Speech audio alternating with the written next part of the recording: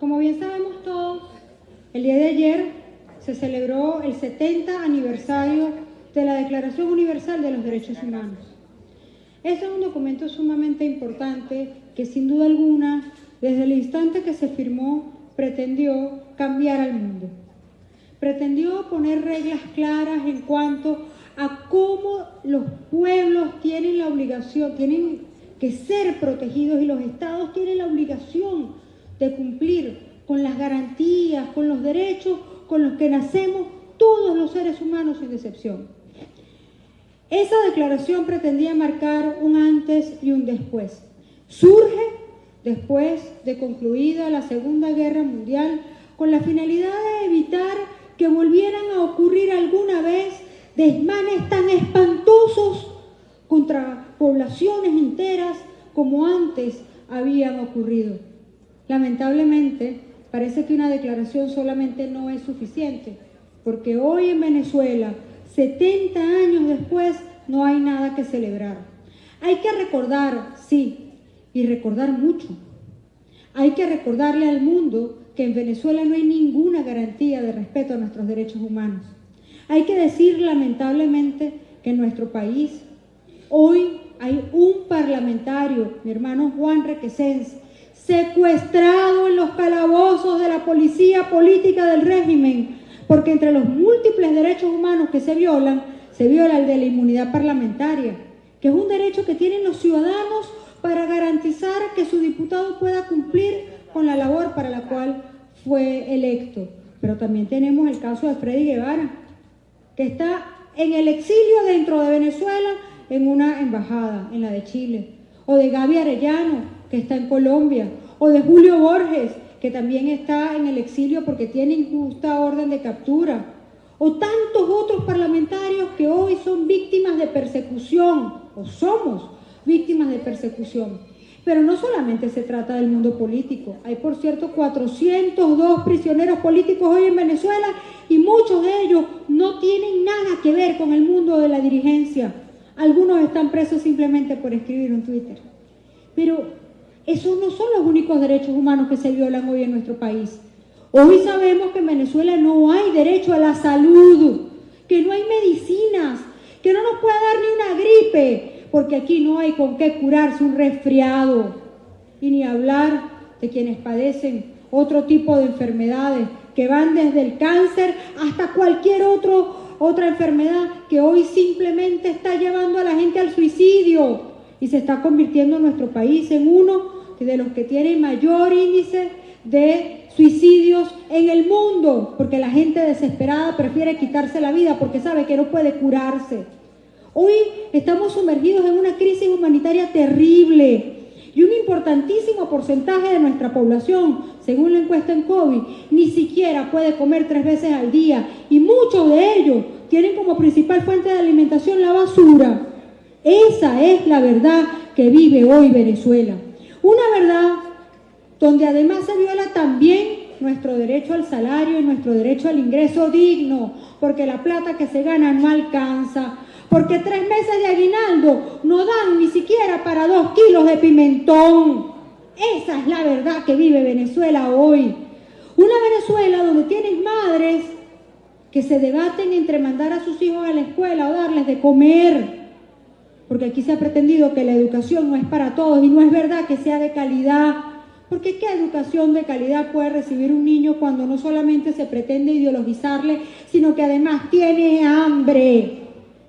Cuando nuestros niños están desnutridos, cuando los índices de hiperinflación que hay hoy en Venezuela, los cuales por cierto los conocemos porque esta Asamblea Nacional, a través de su Comisión de Finanzas, hace un trabajo constante para que lo sepamos, porque ni siquiera a tener cifras oficiales tenemos derecho.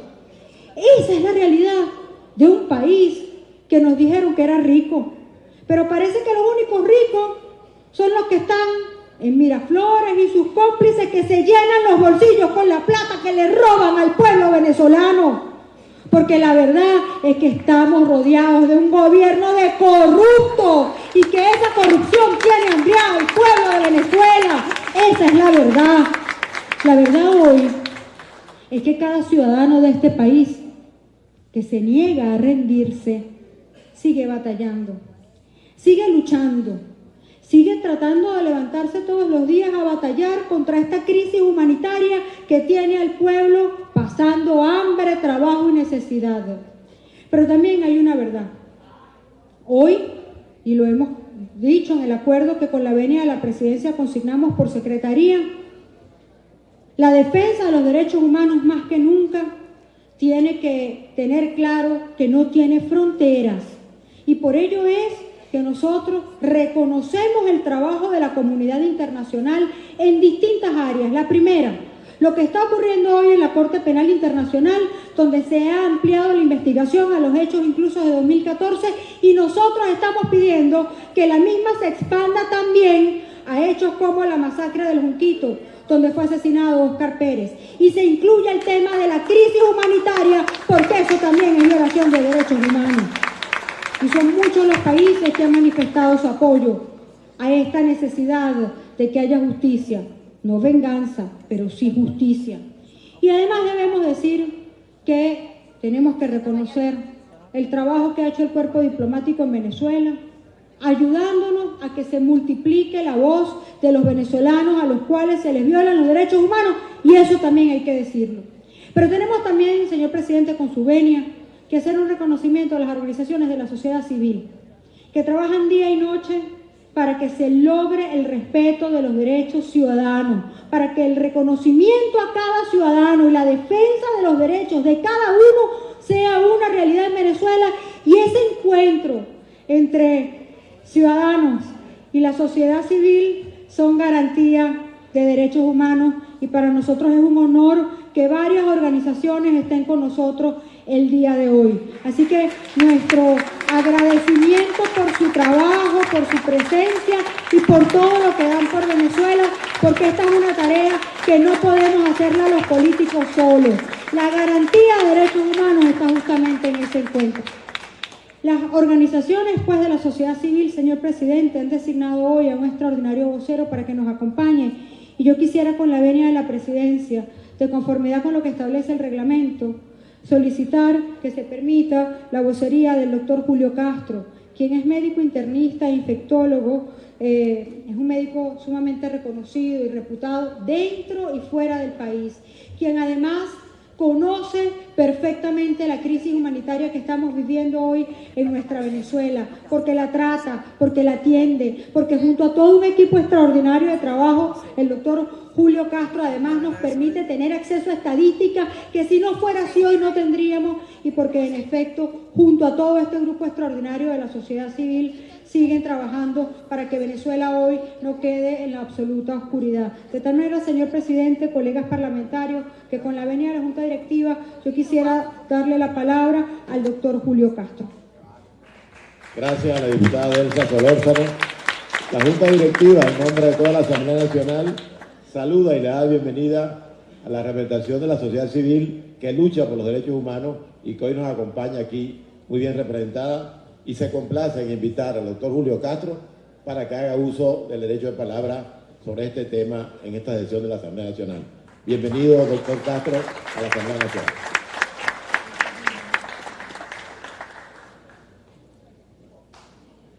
Buenos días, señor presidente de la Asamblea, señor secretario y directiva de la Asamblea Nacional, diputados y ciudadanos venezolanos que están ahí con nosotros acompañándonos. Para mí es un honor estar aquí en representación de la sociedad civil, como venezolano, al único sitio del poder del Estado donde están representados los ciudadanos de manera real, y en la conmemoración de los 70 años de la firma del Convenio de Derechos Humanos.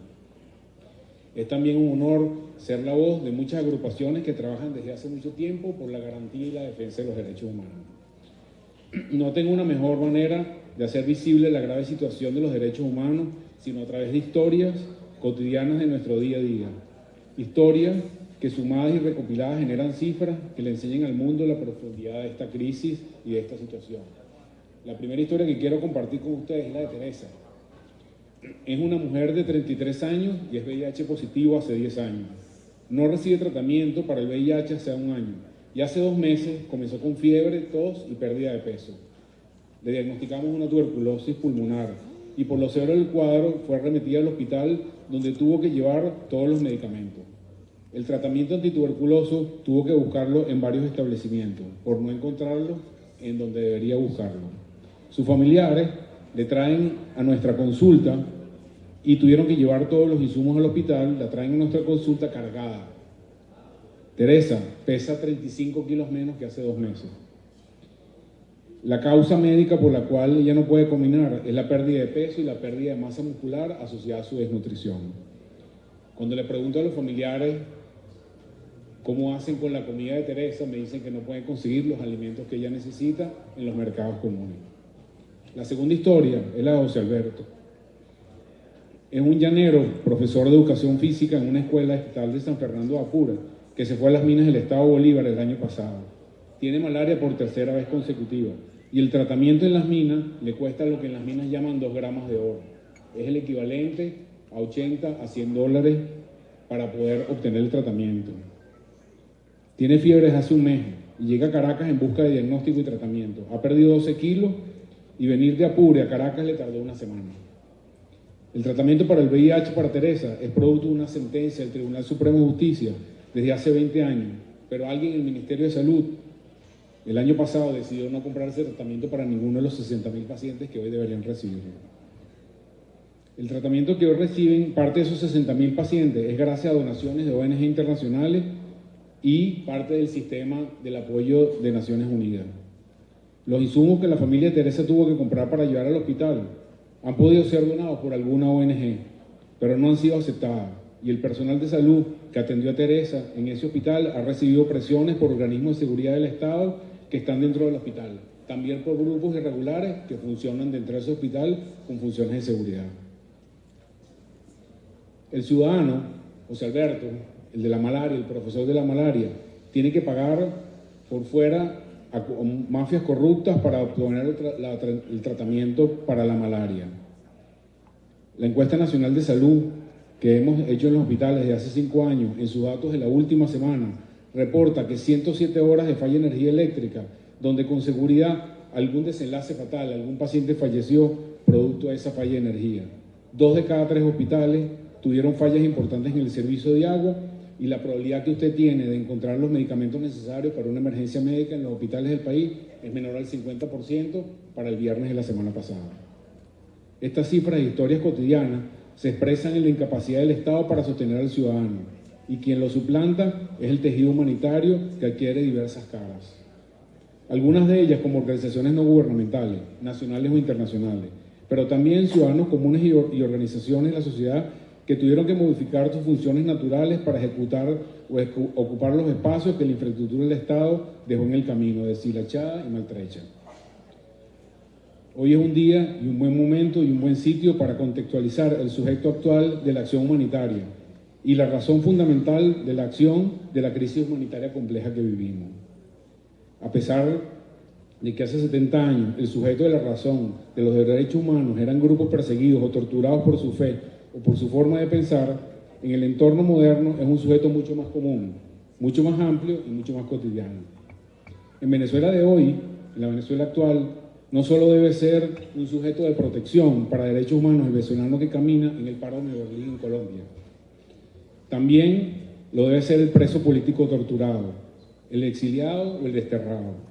También lo es la mujer simple que no consigue antibióticos para su hijo, o no consigue leche, o no consigue pollo. También lo es el productor que no tiene semillas y por ende no tiene comida. También lo es el taxista que no tiene para arreglar su carro, que es su forma de vida, o el estudiante que se desmaya por no tener alimento en su estómago cada vez que va a clase. La violación de derechos humanos en este contexto venezolano moderno también llega a la translocación del valor del trabajo como forma de sustento, para convertirla en una dádiva gubernamental, expresión moderna del esclavismo asociado al clientelismo político. También los activistas de derechos humanos han cambiado en Venezuela. En la Venezuela de hoy no solo son los defensores clásicos de los derechos humanos, los abogados o los hombres y mujeres con chalecos insignia de agencias nacionales e internacionales que transitan toda la maltrecha geografía nacional ubicando a los más necesitados. También lo son los estudiantes, también lo es el personal de salud, también son las amas de casa, la gente común que ocupa sus horas libres dando o haciendo comida, alfabetizando, recolectando, sumando con sus propios recursos, con sus propias manos. pero el objetivo claro de ayudar a quien lo necesita, el sujeto mismo de los derechos vulnerables y en general de todo hermano que no conoce. En este contexto actual de grandes masas de gente con derechos fundamentales vulnerables en Venezuela, requiere acciones conjuntas entre la propia sociedad y las autoridades, entendiendo que los derechos humanos son universales, inalienables, irrenunciables, imprescriptibles, indivisibles, inderogables.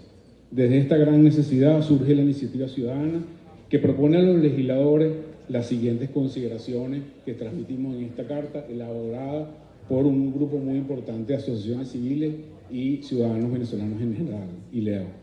Declaración suscrita por la articulación de ciudadanos, organizaciones y movimientos sociales y políticos representados en el diálogo nacional y en el apoyo del acuerdo aprobado por la Asamblea Nacional en fecha 13 de noviembre del 2018.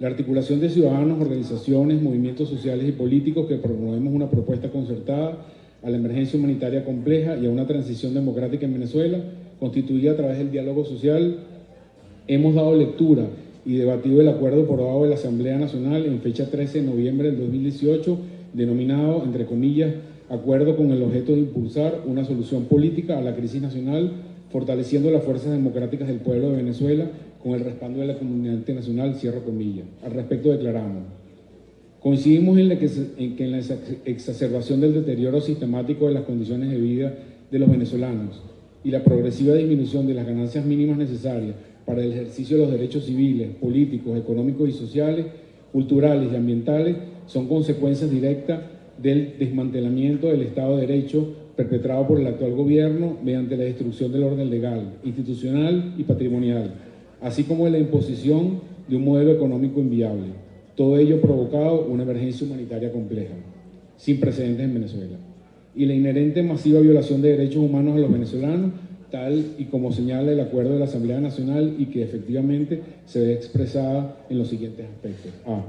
Una grave crisis económica generada, entre otros factores, por la corrupción desenfrenada, amparada en altísima medida por el ocultamiento y la impunidad, que ha causado el gigantesco daño patrimonial a la nación y mantiene a más del 80% de la población sumergida en situación de pobreza, impidiéndole el acceso a los alimentos necesarios por una dieta básica. B. El desplome de la industria petrolera y la destrucción del parque industrial del país, como el enorme daño ecológico en desarrollo por prácticas de extracción que se llevan a cabo en todo el territorio nacional. C. El colapso generalizado de todos los servicios públicos fundamentados en el país, entre ellos agua, salud, gas, telefonía, comunicaciones, recolección de desechos, lo cual ha llevado a la población a un grado extremo de vulnerabilidad e indefensión. D. La migración forzada de cerca de 3 millones de venezolanos que han huido para garantizar su sobrevivencia. Se han convertido en una grave y nunca vista crisis regional de movilidad humana, especialmente en lo relativo a la atención sanitaria y alimentaria de una población extremadamente empobrecida y carente. E. La sistemática aplicación de procedimientos arbitrarios e inconstitucionales para formar, por la vía de los hechos, el desconocimiento de la Asamblea Nacional, elegida por más de 14 millones de venezolanos, la destitución de alcaldes y gobernadores que llegaron al poder por el voto popular, la inhabilitación y/o ilegalización de opciones políticas no oficialistas, así como la imposición de una Asamblea Nacional Constituyente ilegítima en su origen y en su desempeño, que pretende erigirse en un usurpador y suprapoder con funciones ejecutivas, legislativas y judiciales. F. Una política de Estado orientada a reprimir, perseguir, amedrentar e incluso aniquilar físicamente cualquier expresión de disidencia, que alcanza su cénit en la creación de una estructura de espionaje social que obliga a los ciudadanos a informar sobre la actividad política de sus vecinos, llamada Red de Articulación de Acción Sociopolítica, RAAS, y el uso del carnet de la patria como instrumento de control social y coerción creado por el gobierno para administrar discrecionalmente el acceso a bienes y servicios públicos. El uso generalizado y sistemático de la fuerza excesiva, detenciones arbitrarias, allanamientos ilegales, malos tratos y tortura, entre otros abusos cometidos por las autoridades. El desierto comunicacional a través del cierre de espacios y medios del ejercicio pleno de la libertad de expresión. El impedimento a las personas o agrupaciones no afines a políticas del gobierno, el acceso a medios de difusión públicos, la implementación de la ley contra el odio, la intolerancia y la convivencia pacífica, sancionada por la cuestionada Asamblea Nacional Constituyente, que prevé hasta 20 años de cárcel, cierre de medios emisoras y bloqueo de portales cuyo contenido u opiniones sean considerados por el gobierno como críticos a su postura. H. La implementación sucesiva e inconstitucional de estados de excepción configura justamente un estado permanente de excepción bajo el cual el Ejecutivo, como un poder sin límites, pretende administrar y controlar todos los aspectos de la vida de los ciudadanos. Y la negativa del gobierno a reconocer la amplitud de la emergencia humanitaria compleja y de respetar los petitorios y medidas cautelares emanadas de organismos multilaterales, CIDH, ONU, OEA, incluyendo la resolución del Consejo de Derechos Humanos de la ONU del 27/9 del 2018, que exhorta al Estado a recibir la ayuda y a permitir la visita de la ONU para constatar la situación humanitaria. Al desmantelamiento de la institucionalidad y la imposibilidad de los ciudadanos de apelar a las instancias gubernamentales para ver satisfecha la garantía de sus derechos, se suma la imposición de una elección presidencial cargada de múltiples irregularidades desde su convocatoria, no reconocida por la mayoría de los venezolanos, ni por buena parte de la comunidad internacional. Ese conjunto de hechos convierte la pretensión de Nicolás Maduro Moro de seguir gobernando el país luego del 10 de enero del 2019 en un gran despropósito, que agravará aún más las condiciones de vida de los venezolanos, agudizando el suplicio colectivo al acarrear un mayor extrañamiento y sanciones de la comunidad internacional. Basado en lo anterior, 1. Declaramos que los ciudadanos y organizaciones que suscribimos este documento estamos comprometidos con la defensa de los derechos humanos y enmarcamos ese compromiso en la Declaración sobre el Derecho y el Deber de los individuos, los grupos y las instituciones de promover y proteger los derechos humanos y las libertades fundamentales universalmente reconocidos, aprobada por la Asamblea General de las Naciones Unidas el 8 de marzo de 1998. 2. Declaramos el incondicional apoyo a las personas, grupos vulnerables, familias y comunidades de Venezuela que están sufriendo la privación de todos sus derechos, porque son víctimas de una grave crisis económica y política que azota nuestro país. Nos comprometemos a coadyuvar en la búsqueda del consenso para el diseño de una solución política que conlleve la atención urgente de sus necesidades de manera eficaz, así como la realización de una investigación enmarcada en un proceso de auditoría pública y Contraloría Social conjunta entre la Asamblea Nacional y la ciudadanía, a fin de determinar las responsabilidades por el proceso de corrupción desenfrenada del grupo en el poder y sus articulaciones. 3. Valoramos como muy positiva la iniciativa de la solicitud de apoyo de la Asamblea Nacional a los organismos multilaterales de la comunidad internacional, autoridades y órganos competentes de protección y asistencia en Naciones Unidas, la Unión Europea y la Organización de Estados Americanos, para que nos asistan en el restablecimiento del Estado de Derecho, en la solución de la crisis y en el proceso de transición democrática, en el entendido de que el tema de la violación de derechos humanos en Venezuela no es solo competencia de los venezolanos, sino que atañe a todos los estados del mundo, pues su defensa se enmarca en la protección universal de la persona humana que no reconoce fronteras ni condición política o jurídica. 4. Reafirmamos que para edificar el futuro de la paz es indispensable la reconciliación de todos los venezolanos sin venganza, sin amenazas ni persecuciones, pero sin olvidar a las víctimas de violaciones de derechos humanos, apoyándolas en su proceso de reparación y creando las condiciones para la búsqueda de la verdad, la reconstrucción de una memoria y la debida aplicación de la justicia como procedente garantía para su no repetición. 5. Dadas sus atribuciones constitucionales y su legitimidad derivada de la voluntad popular, consideramos que la Asamblea Nacional es la institución idónea para dirigir el proceso de transición hacia el cambio político, a fin de detener el inmenso sufrimiento que agobia a la nación. Exhortamos a los representantes del sector oficial a regresar a la Asamblea Nacional para cumplir con el mandato de sus representados y contribuir así a producir las transformaciones necesarias para recuperar la normalidad democrática y humana a la que aspiran todos los venezolanos. En tal sentido, nos comprometemos en acompañar a la Asamblea Nacional en el cumplimiento del acuerdo objeto de esta declaración, cooperando en 1. La construcción de un acuerdo nacional, marco normativo que restituya el Estado de Derecho y que en el ámbito de un proceso de transición y de renovación de los poderes públicos cree las condiciones necesarias para que en Venezuela se puedan celebrar unas elecciones generales libres, democráticas, transparentes, justas y equitativas, organizadas por un nuevo Consejo Nacional Electoral con asistencia y/o observación calificada nacional e internacional.